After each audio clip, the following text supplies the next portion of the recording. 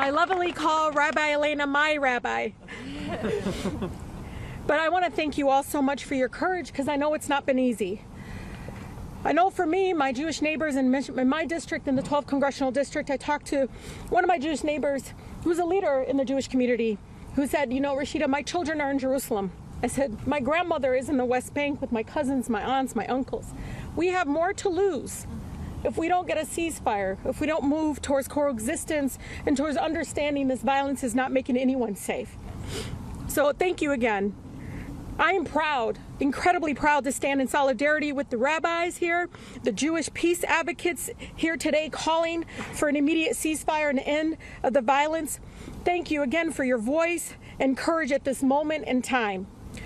While there are growing attempts to silence those speaking up for human rights, even in this chamber, fighting to save lives, no matter faith, no matter ethnicity, should not be controversial.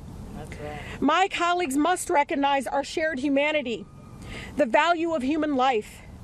There are millions of people across our country right now who are horrified watching the government support collective punishment of Palestinians while the Israeli government continues to carry war crimes by cutting off water, food, and life-saving medical care.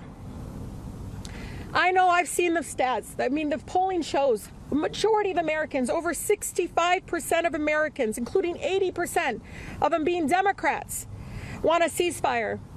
They are also horrified that our president is calling on Congress to find more bombs that are being dropped on innocent civilians. Our movement for a ceasefire is only growing stronger. I say this all the time, consistently to my colleagues. When they tell me that folks are coming to their offices, I said, it's not me, it's your constituents. It's your residents that are asking you to speak up and end the violence. We will not be intimidated, we will not be silenced, and we will not stop until we save lives. We will continue to demand a ceasefire, demand the immediate delivery of humanitarian aid in Gaza, demand the release of all hostages and those arbitrarily detained, demand every American to come home, and demand that Palestinian people to live free from occupation. 11,000 Palestinians. Just like you, Rabbi, I know someone that knows someone that has been impacted by the continued killings, including over 4,000 children. I know Netanyahu and his extremist government are now saying that Israeli forces would take security responsibility for Gaza for an indefinite period of time. That's not about safety. The forced displacement of Palestinians began, as you all know, 75 years ago. The occupation has been ongoing for over 56 years. Perpetuating this illegal occupation will not lead to a just and lasting peace. We already know. We tried. It didn't work. The path to peace must include addressing the root causes of our conflict and ending the blockade and the occupation.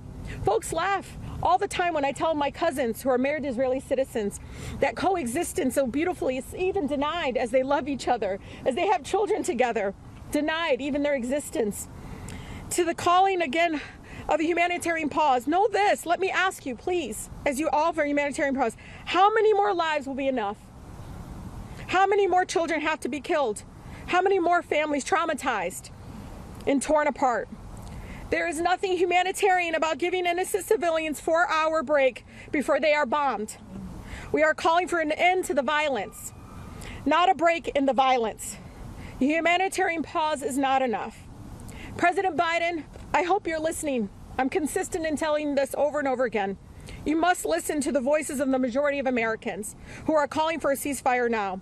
So today, again, please look to the majority of your residents, many of which supported you. They're calling you to do what's right. End the violence, support a ceasefire now.